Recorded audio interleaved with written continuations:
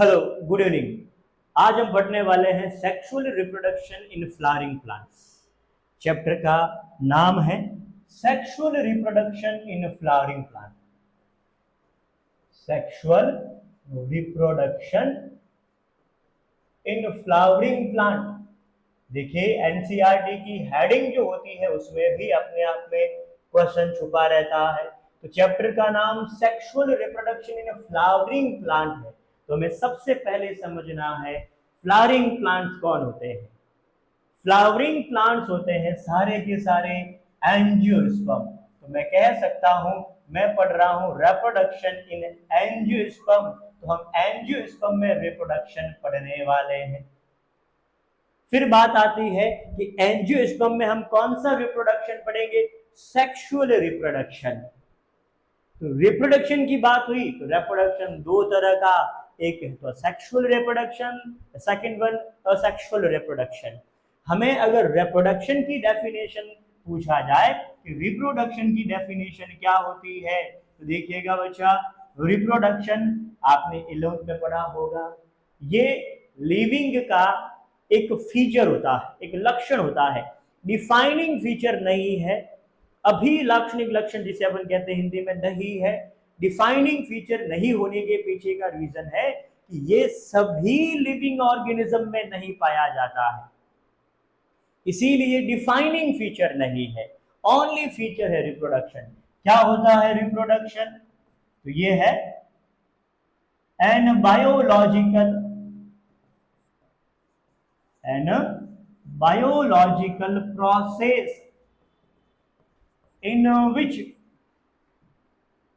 in which organism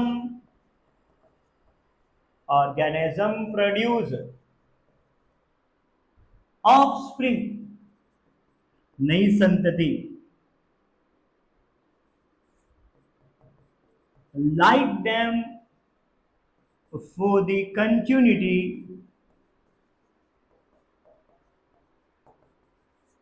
of species. देखिए बच्चा, यहां से एक बात पता चल रही है कि ये एक बायोलॉजिकल प्रोसेस है। दूसरा, अपने समान नए जीव उत्पन्न कर रहा है, produce offspring like them, but for which purpose, for the continuity of species. अगर कोई स्पीसीज को कंटिन्यू रखना है तो उसे रिप्रोडक्शन करना पड़ेगा। इट मींस रिप्रोडक्शन किसी ऑर्गेनिजम्स के लिए जितना जरूरी नहीं है, उससे भी कई ज्यादा जरूरी होता है एक स्पीसीज के लिए। एक सिंगल ऑर्गेनिज्म अगर रिप्रोड्यूस नहीं करेगा, रिप्रोडक्शन की प्रोसेस से नहीं गुजरता है, तो उसकी स्पीसीज, पूरी स्पीसीज खत्म रहेगी, उसके सिर्फ और सिर्फ आगे आने वाली जनरेशन नहीं बन पाएगी।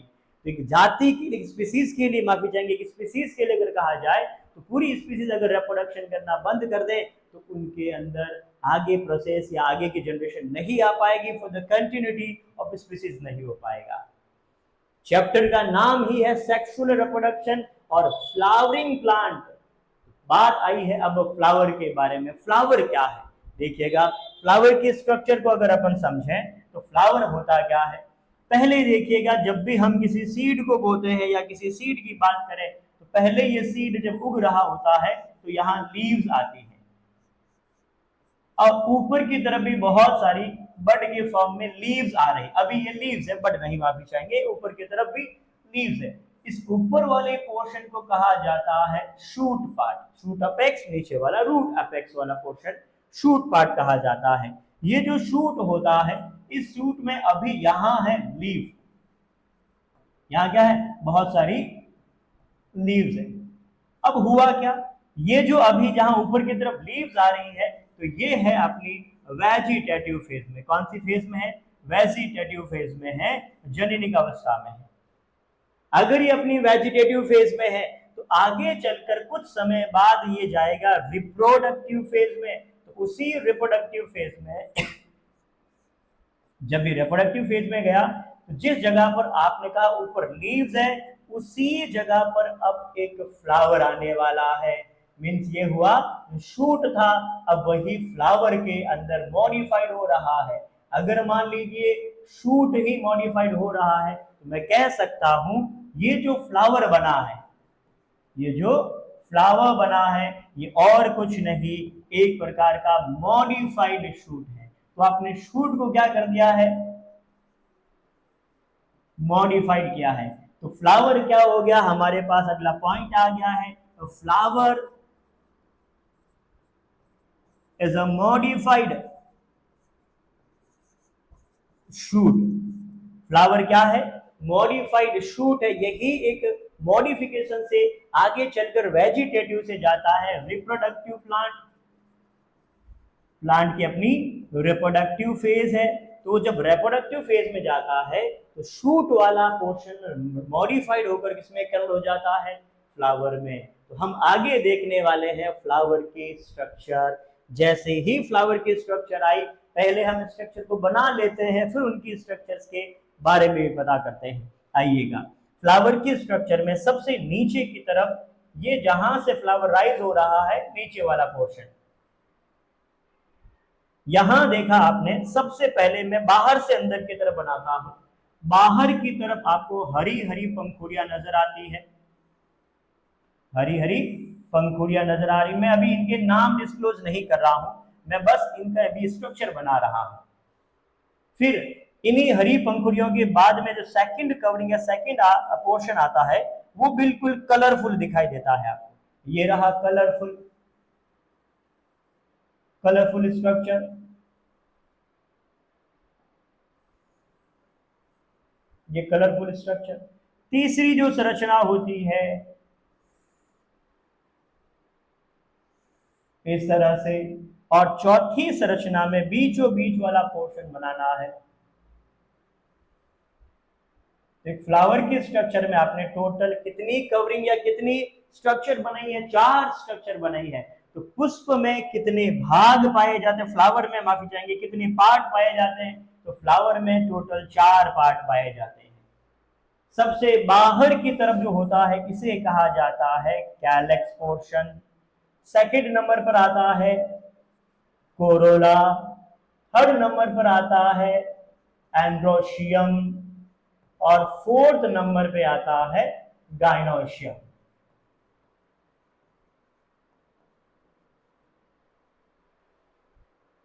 अब ये तो आपने 4 स्ट्रक्चर फ्लावर की बनाई है।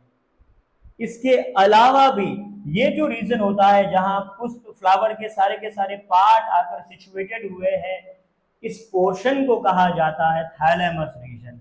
इसे क्या कहेंगे, थैलेमस पार्ट कहते हैं। जिस जगह पर ये स्वलन पार्ट है, इसके अंदर की तरफ आपको मिलने वाले हैं ओव्यूल। तो ये वाला जो है भाग, ये कहलाएगा ओव्यूल वाला पोर्शन। ये रहे ओव्यूल। तो हमें मिला बीचों बीच में ओव्यूल, नीचे की तरफ थैलेमस। पुष्प के जो भाग थे, मेनली पुष्प के भाग वो 4 थे। तो मैं कह सकता हूं फ्लावर में कितने पार्ट हो जाएंगे, फ्लावर में टोटल 4 पार्ट है या 4 वॉर्ल है, 4 चक्र के रूप में है। अब ध्यान जरूर रखना, आउटर टू इनर जा रहे हो या इनर टू आउटर जा रहे हो। क्वेश्चन आउटर टू इनर पूछा होता है, दे रखा होता है इनर टू आउटर, हम वो करके आ जाते हैं। क्वेश्चन इनर टू आउटर पूछ रहा है, हमें याद है आउटर टू इनर, हम उसका गलत करके आ जाते हैं। सबसे पहली स्ट्रक्चर हो जाएगी, बाहर की तरफ हो जाएगा कैलेक्स। पहले स्ट्रक्चर का नाम कैलेक्स।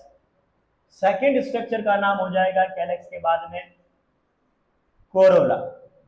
थर्ड स्ट्रक्चर का नाम हो जाएगा एंड्रोशियम।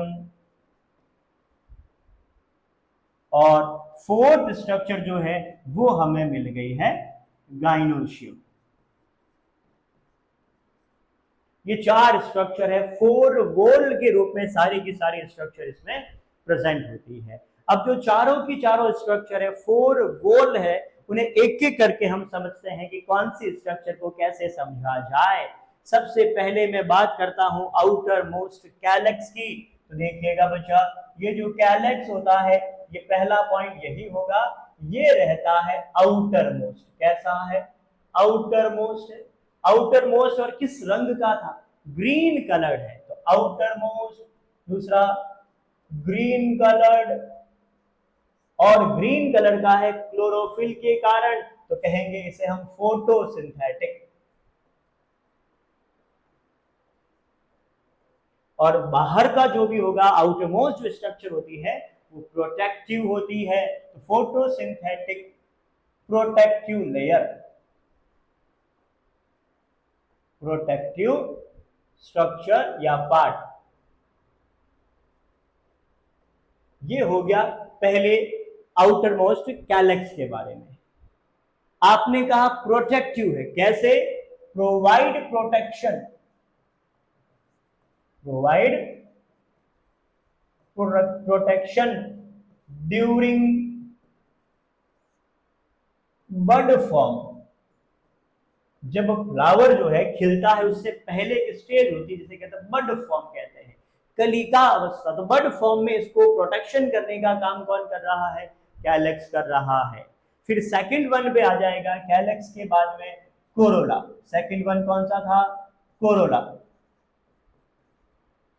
ये जो सेकंड स्ट्रक्चर कोरोला होता है ये जस्ट कैलेक्स के नीचे की तरफ था। कैसा था? तो कलरफुल पार्ट हो गया। सेकंड हो जाएगा ये कलरफुल पार्ट। अब कलरफुल पार्ट होता है तो काम क्या रहेगा? ये कर रहा है attract insects for the pollination. देखिए एक प्लांट अपनी मैक्सिमम एनर्जी को खर्च कर देता है अच्छा से अच्छा फ्लावर बनाने में, क्योंकि उसे पता है कि फ्लावर जितना अच्छा बनेगा इंसेक्ट उतने ही ज्यादा अट्रैक्ट होंगे। जितने इंसेक्ट अट्रैक्ट होंगे उनमें पॉसिबिलिटी ऑफ पॉलिनेशन ज्यादा होने वाली है। तो वो प्रोबेबिलिटी को, पॉलिनेशन की प्रोबेबिलिटी को बढ़ाने के लिए अपनी मैक्सिमम एनर्जी जो है वो सिर्फ फ्लावर को बनाने में खर्च कर रहा है। क्या यहाँ इसमें कहीं गैमेट जैसी मैंने बताई स्ट्रक्चर कि ये कैलेक्स है, ये कोरोला गैमेट बना रहा हो? नहीं बना रहा है। तो ये दोनों की दोनों आउटर मोस्ट एसेसरी पार्ट हो जाएगा। तो कैलेक्स एंड कोरोला, देखिएगा बड़ा प्यारा पॉइंट है। जो आपका कैलेक्स है, calyx and Corolla is accessory part, यानी कि ये सहायक संरचना है, एसेसरी पार्ट है। इसका रिप्रोडक्शन से कोई लेना देना नहीं है। ये या तो प्रोटेक्शन में काम कर रहा है या इंसेक्ट को अट्रैक्ट करने में काम कर रहा है। हाँ, रिप्रोडक्शन में जरूर हेल्प कर रहा है, लेकिन ये रिप्रोडक्टिव पार्ट नहीं है, ये एसेसरी पार्ट है। तीसरी स्ट्रक्चर का नाम आपने कहा था एंड्रोशियम। तो आ जाइए तीसरी स्ट्रक्चर पे चलते हैं। तीसरी स्ट्रक्चर का नाम हो जाएगा एंड्रोशियम।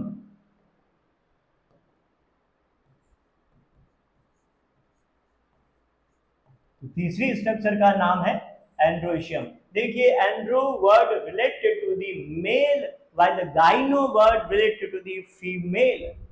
Androgens, andromorphism, androecium.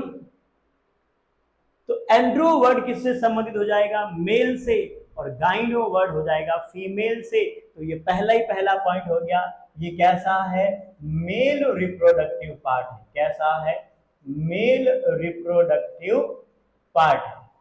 अब अगर ये मेल रिप्रोडक्टिव पार्ट है तो देखते हैं इसकी एनसीईआरटी ने क्या स्ट्रक्चर बना रखी है। इसकी स्ट्रक्चर में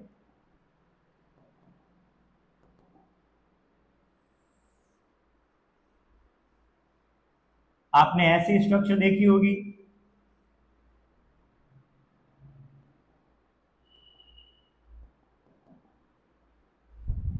ये लीजिए इसकी स्ट्रक्चर।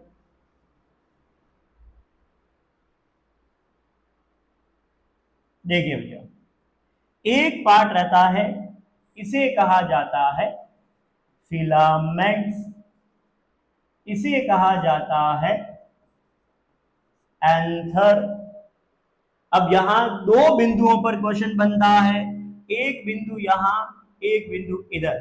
ये जो भाग होता है ये नजदीक है प्लेसेंटा के, फ्लावर के पोर्शन जहां पर सारे के सारे पार्ट आकर मिले हुए हैं उसके नजदीक है, इसे कहा जाता है प्रॉक्सिमल पार्ट। ये कौन सा पार्ट है? प्रॉक्सिमल पार्ट है। जबकि ये दूर होता है तो इसे कहेंगे डिस्टल पार्ट। ये हो जाएगा डिस्टल पार्ट। अब प्रॉक्सिमल पार्ट किससे जुड़ा था? तो ये रहेगा अटैच टू दी थैलेमस।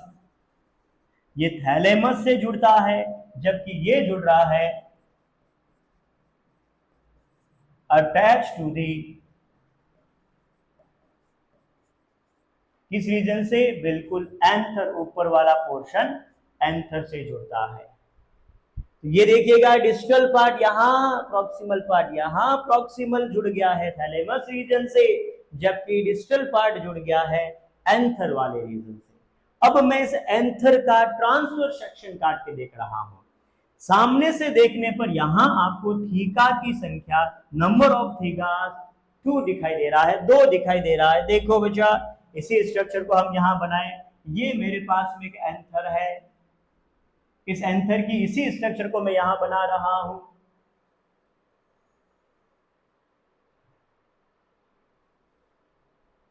ये एंथर की स्ट्रक्चर है।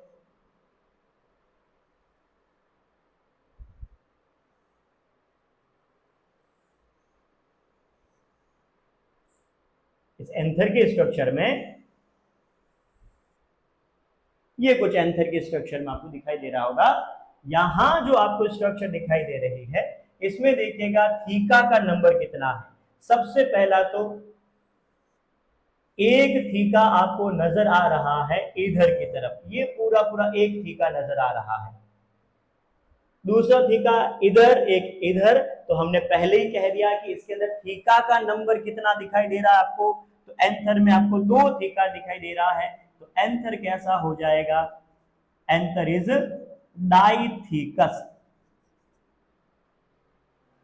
फिर यहां दोनों की दोनों को लोब कहा जाता है। ये एक लोब इधर है, दूसरा लोब इधर है। लोब की संख्या कितनी है? 2 बाइलोब्ड।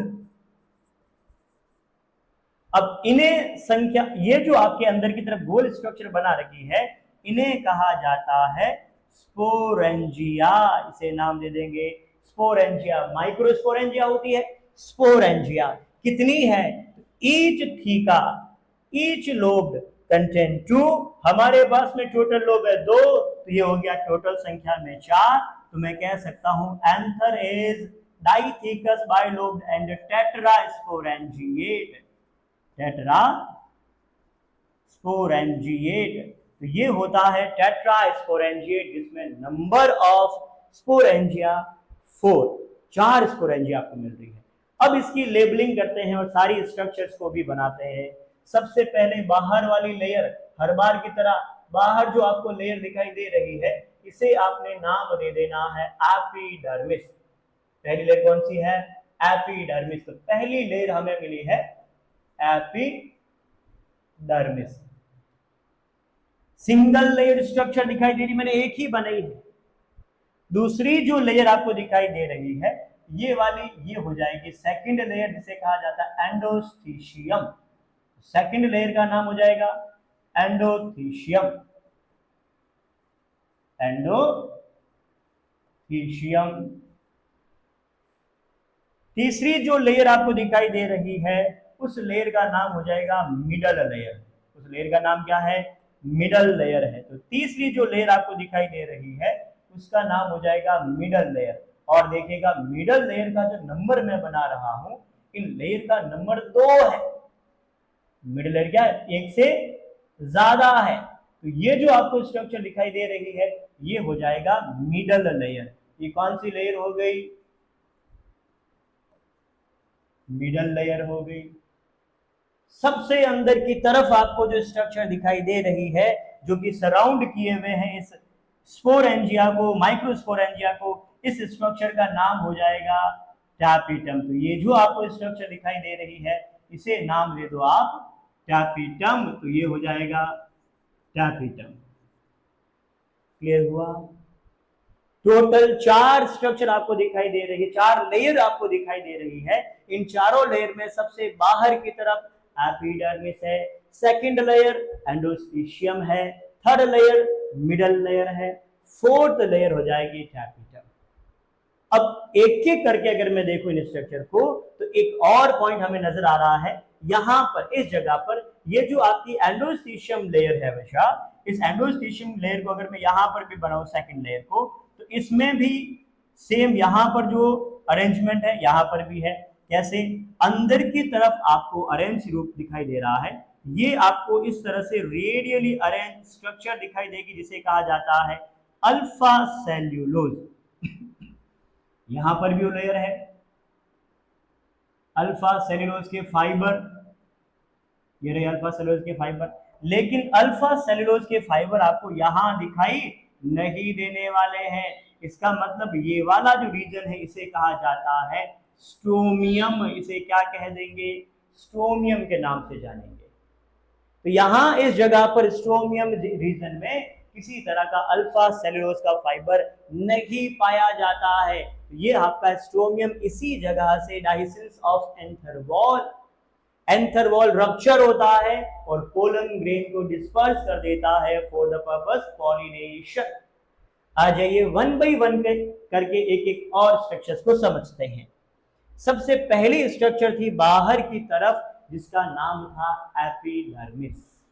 एक और पॉइंट माफी चाहेंगे पीछे, जैसे यहां आपने देखा ये जो स्ट्रक्चर गई है बीच वाली स्ट्रक्चर, व्हाइट जो आपको स्ट्रक्चर दिखाई दे रही है, ये बीच में कहीं यहां पर इस जगह से वो मिलने वाली है। ये जो आपका भाग है यहां पर आपको ये पार्ट मिलने वाला है, इसे आपने नाम दे देना है कनेक्टिव। इसे क्या नाम दोगे? कनेक्टिव नाम दोगे, जो कि दोनों थीका को आपस में जोड़ने का काम कर रहा है। पहली स्ट्रक्चर, अब सबसे पहली स्ट्रक्चर का नाम है एपिडर्मिस। तो सबसे पहले मैं पढ़ रहा हूं एपिडर्मिस, क्योंकि ये आउटर मोस्ट है तो वही outer most single celled layer. देखिए यहां सेल सिंगल नहीं है, जो सेल्स की लेयर है वो सिंगल है, और आउटर मोस्ट हो गया तो ये हो जाएगी प्रोटेक्टिव लेयर। ये कैसी हो गई? प्रोटेक्टिव लेयर होने वाली है। दूसरी लेयर बड़ी प्यारी है, दूसरी लेयर जो है उसका नाम है एंडोस्टीशियम। तो पहली लेयर एपिडर्मिस, दूसरी लेयर है एंडोथीशियम। और एंडोथीशियम इंपॉर्टेंट है क्योंकि यही डाइसिस ऑफ एंथर वॉल जो रप्चर होता है एंथर ड्यूरिंग पॉलिनेशन, उसे करवाने की जो हेल्प करवा रहा है वो एंडोथीशियम भाग ही करवाता है। देखिएगा अगर इस डायग्राम में देखा जाए तो यहां आपको ये व्हाइटिश रंग के कुछ प्रोजेक्शंस या डिपोजिशन दिखाई दे रहा है, इन्हें कहा जाता है alpha cellulose. Alpha cellulose fibre. तो मैं पहले ही पहला पॉइंट लिखूं इस एंडोथीशियम में, alpha cellulose fibre. Alpha cellulose fibre arrange होता है कैसे? रेडियली। कैसे अरेंज है इसमें? रेडियली। देखिए रेडियली अरेंजमेंट क्या होता है? ऐसा अरेंजमेंट जो कि किसी एक पॉइंट से शुरू होकर रेडिएट हो रहा है, फैल रहा है अलग अलग डायरेक्शन में, इस अरेंजमेंट को कहा जाता है रेडियल। और यहाँ ऐसा ही कुछ हमें दिखाई दे रहा है। अरेंजमेंट बहुत इंपॉर्टेंट है, इस रेडियल अरेंजमेंट के कारण ही डाइसिस ऑफ एंथर वॉल देखा जाता है। मैं एंडोस्टीशियम के कुछ पॉइंट आपको डाइसिस ऑफ एंथर वॉल में भी बताऊंगा, डाइसिस ऑफ एंथर वॉल में भी, वहां पर भी इसके कुछ पॉइंट आने वाले हैं। यहां कितना पॉइंट जरूरी है? अब ये क्या करता है, जब तक पोलन ग्रेन जो एंथर के अंदर पाए जाते हैं, जब तक पोलन ग्रेन मेच्योर नहीं हुए, एंथर अभी पका नहीं है, तो वाटर की क्वांटिटी को होल्ड करने के लिए, वाटर को होल्ड करने के लिए रिस्पॉन्सिबल होता है। तो ये एंडोस्टीशियम कैसा हो गया बच्चा? एंडोस्टीशियम की जो अल्फा सेल्यूलोज फाइबर है ये हाइग्रोस्कोपिक इन नेचर है। कैसा है? Hygroscopic in nature. ये नेचर में हाइग्रोस्कोपिक होते हैं, वाटर को होल्ड करने की क्षमता रखता है, कैपेसिटी रख रहा है। ये फाइबर का है, तो आ गया अगला हमारा पॉइंट, यही है हमारा, ये फाइब्रस लेयर है। कैसी लेयर है? फाइब्रस लेयर है, और ये हेल्प कर रहा था, याद कीजिए, डाइजेशन ऑफ एंथर वॉल। तो it helps in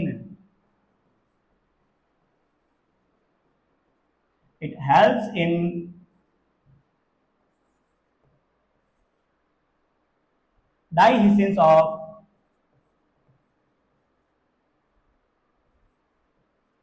anther wall.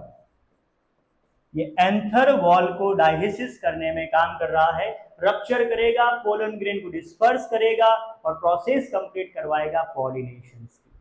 दूसरी लेयर हो गई। तीसरी लेयर थी हमारे पास में मिडल लेयर। थर्ड लेयर कौन सा था? थर्ड लेयर हमारे पास में है मिडल लेयर। तीसरी लेयर कौन सा हो गया? मिडल लेयर हो गया। ये जो मिडल लेयर होता है ये सिंगल नहीं है, देखो आपने डायग्राम में बनाया भी है। ये जो मिडल लेयर है बेटा, इसे आपने दो लेयर के रूप में बनाया है, तो ये हो जाएगा मल्टी लेयर्ड स्ट्रक्चर। तो पहला हो गया मल्टी लेयर्ड स्ट्रक्चर। एक से अधिक लेयर होती है इसके अंदर। मिडल लेयर के लिए एक पॉइंट काफी है। हमारा सबसे इंपॉर्टेंट जो आपका कवरिंग लेयर होता है वो हो जाएगा फोर्थ वन, जिसे आपने नाम दिया है टैपिटम। फोर्थ वन कौन सी लेयर हो जाएगी? टैपिटम लेयर हो जाएगी। ये जो टैपिटम लेयर होता है ये आउटसाइड द स्पोरेंजिया, स्पोरेंजिया को कवर कर रहा है। अगर इस स्ट्रक्चर में देखो, इस स्पोरेंजिया के चारों तरफ जो आपको स्ट्रक्चर दिखाई दे रही है यही टैपिटम था, और ये न्यूट्रिशन देने का काम कर रही है, पोषण देने का काम कर रही है। तो कहां है? अगर मैं कहूं ये सबसे इनर मोस्ट ऑफ एंथर, एक तो हो गया inner most of anther, anther की इनर मोस्ट लेयर है, and present outer side of sporangia, sporangia के बाहर की तरफ पाया जा रहा है। और स्पोरेंजिया में बाहर की तरफ क्या करेगा? यही वो लेयर है जो न्यूट्रिशन प्रोवाइड करती है। तो पहला काम तो इसका न्यूट्रिशन देना हो गया। वर्क, इसका फंक्शन क्या है, क्या क्या काम कर रहा है, वो भी अपन देखेंगे इसके फंक्शंस को। लेकिन पहले मैं अगर आपसे ये कहूं कि इनरमोस्ट एंथर की इनरमोस्ट लेयर हो गई, लेकिन बाहर की तरफ मिलेगी आपको स्पोरेंजिया के। अब इसके अंदर बड़ी खास बात होती है, ये जो लेयर होती है इसमें मियोसिस, माफी चाहूंगा, सेल डिवीजन माइटोसिस के दौरान कैरियोकाइनेसिस तो हो रहा है, लेकिन पीछे पीछे साइटोकाइनेसिस नहीं होता है। तो फ्री न्यूक्लियर डिवीजन के कारण ये हो जाती है पॉलीप्लॉइड, मल्टी न्यूक्लिएटेड। ये होता है मल्टी न्यूक्लिएटेड लेयर, इसी को कहा जाता है पॉलीप्लॉइड लेयर। ये पॉलीप्लॉइड होती है जिसके अंदर न्यूक्लियस की संख्या एक से ज्यादा, more than one nucleus, polyploid layer. ये होगी टैपिटम के लिए। अब इसके फंक्शन को देखते हैं हम, एक एक करके इसके फंक्शन को देखें। देखिएगा, टैपिटम के फंक्शन में पहला फंक्शन आता है टैपिटम में प्रोवाइड न्यूट्रिशन। अभी अभी हमने कहा था provide nutrition to developing pollen grain.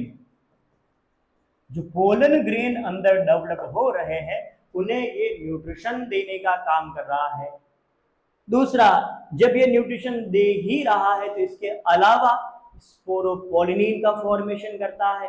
Pollen grain की स्ट्रक्चर में मैं आपको बताऊंगा स्पोरोपोलिनिन का काम क्या होता है। तो स्पोरोपोलिनिन बनाने का काम भी किसने किया? टैपिटम लेयर ने। तो फॉर्म स्पोरोपोलिनिन, पोलन ग्रेन के बाहर की तरफ एक रेजिस्ट, हाईली रेजिस्ट लेयर पाई जाती है, नाम है उसका स्पोरोपोलिनिन। स्पोरोपोलिनिन का फॉर्मेशन टैपिटम ने किया। पोलन ग्रेन जब बनते हैं तो वो 4 के नंबर में, टेट्राड के नंबर में बनते हैं, संख्या में 4 होते हैं। उन चारों को आपस में जोड़ने के लिए एक लेयर होती है, नाम है उसका कैलोज लेयर। उस कैलोज लेयर, क्योंकि पोलन ग्रेन 4 के नंबर में नहीं जाएंगे, एक एक के नंबर में ही जाएंगे पॉलिनेशन के दौरान। अब अगर एक एक के नंबर में जाना है तो उन चारों को अलग होना पड़ेगा, और अलग कब होंगे, जब उसके अंदर कैलोज लेयर डिसॉल्व होगी। तो ये सिक्रीशन कर रहा है, इट सिक्रीट्स कैलेज एंजाइम। कौन सा एंजाइम? कैलेज एंजाइम, जो कि कैलोज लेयर को डिसॉल्व करता है। टैपिटम देखा जाए तो दो प्रकार के, amoeboid tapetum, glandular tapetum. Amoeboid पुराने टाइप का है, अनडेवलप्ड टाइप का है। ग्लैंडुलर और सिक्रीटरी डेवलप्ड टाइप का है। डिफरेंस क्या है थोड़ा सा अगर अपन कहें, ये एक्स्ट्रा में है बच्चा, क्योंकि हमारे यहाँ एक पॉइंट आता है, उसके लिए मुझे समझाना पड़ रहा है। यहाँ यूबिश बॉडी बनती है जो कि ग्लैंडुलर या सिक्रीटरी टैपिटम में बनता है। तो यहाँ पर एक और इसका फंक्शन हो गया, ये क्या बना रहा है? Formation of Ubisch body. ये यूबिश बॉडी का फॉर्मेशन कर रहा है। प्रो यूबिश बॉडी से यूबिश बॉडी बना है और उसी का फॉर्मेशन किया है टैपिटम ने। फिर आता है अगला पॉइंट, पोलन किट का फॉर्मेशन। ये और भी क्या बना रहा है? पोलन किट फॉर्म कर रहा है। ये प्रोटेक्टिव होता है जब यूवी रेज होती है, जो कि हार्मफुल होती है, रेडिएशंस होती है। इस रेडिएशंस के कारण पोलन ग्रेन खराब हो सकता है, उससे भी बचाने का काम पोलन किट करेगा। येलोइश कलर का है, कलरफुल होता है, अट्रैक्ट करता है। येलोइश कलर होने के साथ साथ ये थोड़ा स्टिकी भी होता है, ताकि चिपे हुए जो पोलन ग्रेन स्टिकी होते हैं उसके लिए भी रिस्पॉन्सिबल होता है। तो पोलन किट का भी फॉर्मेशन कौन कर रहा है? टैपिटम कर रहा है। तो ये हो गया टैपिटम, चारों की चारों लेयर। अब जो 4 लेयर पड़ी उसमें फिर अपना एनसीईआरटी कहता है इन चारों लेयर में से जो आउटर मोस्ट 3 लेयर होती है, बहुत ही प्यारा पॉइंट है, आउटर मोस्ट 3 लेयर, जो आउटर मोस्ट 3 लेयर होती है वो होती है प्रोटेक्टिव। आउटर मोस्ट 3 लेयर कैसी हो गई? प्रोटेक्टिव हो गई। जो बाहर की 3 लेयर होती है, कौन कौन सी? सबसे पहले एपिडर्मिस, सेकंड नंबर पर एंडोस्टेशियम, फिर मिडल लेयर। तीनों की तीनों आउटर मोस्ट प्रोटेक्टिव लेयर है। टैपिटम न्यूट्रेटिव है, टैपिटम पॉलीप्लॉइड है, टैपिटम स्पोरोफोलिन सिक्रेट कर रहा है, टैपिटम कैलेज एंजाइम बनाता है, टैपिटम यूबिश बॉडी बना रहा है, टैपिटम पोलन किट का फॉर्मेशन कर रहा है। इस सारा का सारा हमने पढ़ा है एंथर के बारे में। मैं आशा करता हूं कि मेरे द्वारा पढ़ाया टॉपिक आपको समझ में आया होगा। धन्यवाद।